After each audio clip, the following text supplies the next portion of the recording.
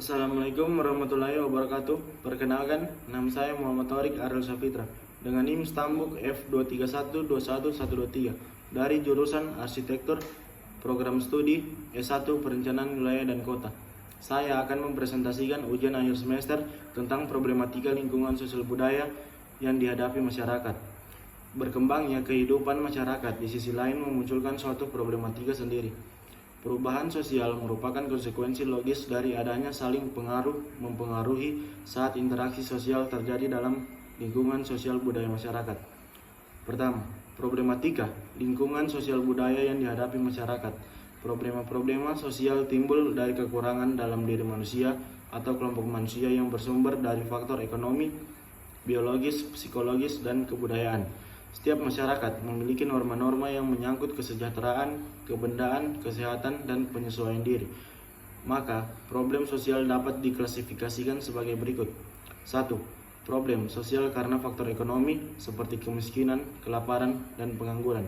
2. Problem sosial karena faktor biologis seperti wabah penyakit. 3. Problem sosial karena faktor psikologis seperti bunuh diri, sakit jiwa, dan disorganisasi. 4. Problem sosial karena kebudayaan seperti perceraian, kejahatan, kenakalan remaja, kenakalan anak, konflik ras, dan konflik keagamaan. Dan isu-isu penting dalam persoalan lintas budaya dan bangsa. Isu tentang lingkungan diantaranya: 1. Kekurangan pangan. 2. Kekurangan sumber air bersih. 3. Polusi atau pencemaran. 4. Perubahan iklim.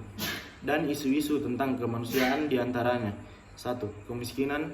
2. Konflik atau perang. 3. Wabah penyakit.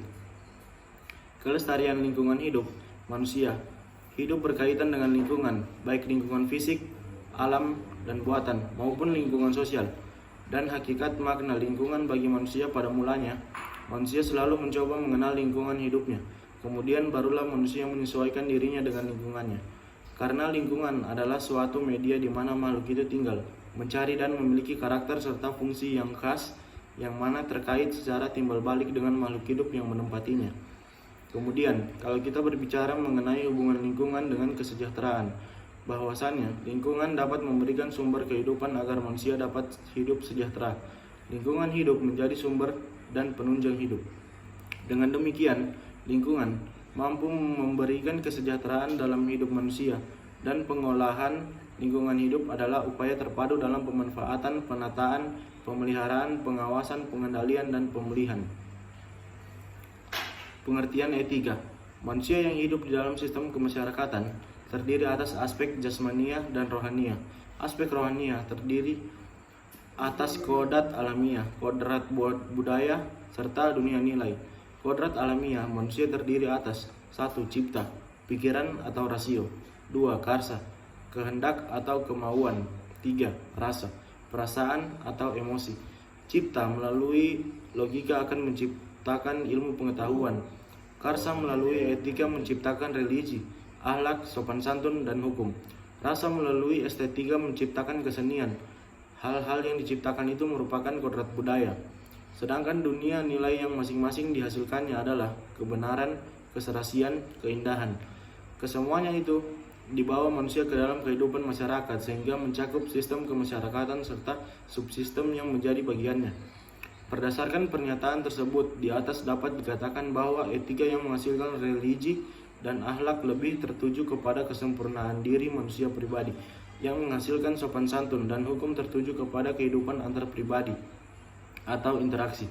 Etika dalam proses selanjutnya, yang semula merupakan etika kemasyarakatan, sesuai dengan subsistem yang ada, dapat mengkhususkan diri pada masing-masing subsistem. Dengan demikian, mungkin ada etika politik, etika sosial, etika budaya, etika kesehatan, dan seterusnya. Titik sentral etika adalah penilaian terhadap hal-hal yang disetujui dan yang tidak disetujui. Daya cakup titik sentral itu adalah antara lain: 1. Apa yang benar dan apa yang salah. 2. Apa yang merupakan kebaikan dan apa yang merupakan keburukan. 3. Apa yang merupakan kebajikan dan apa yang merupakan kejahatan. 4. Apa yang dikehendaki dan apa yang ditolak. Pada dasarnya, etika atau etiket merupakan pedoman tata krama, aturan-aturan penggunaan tata tertib yang dilaksanakan dalam pergaulan oleh manusia untuk manusia, mengatur manusia dalam segala tindak dan gerak, tata cara hubungan antara manusia yang saling membutuhkan. Dengan demikian, dapatlah dikatakan bahwa etika paling sedikit mempunyai arah-arah sebagai berikut.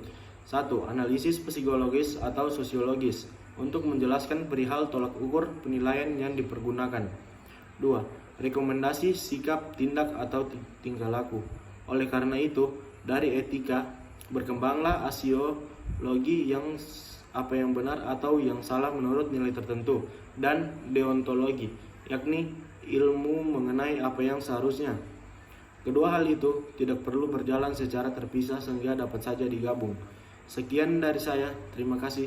Wassalamualaikum warahmatullahi wabarakatuh.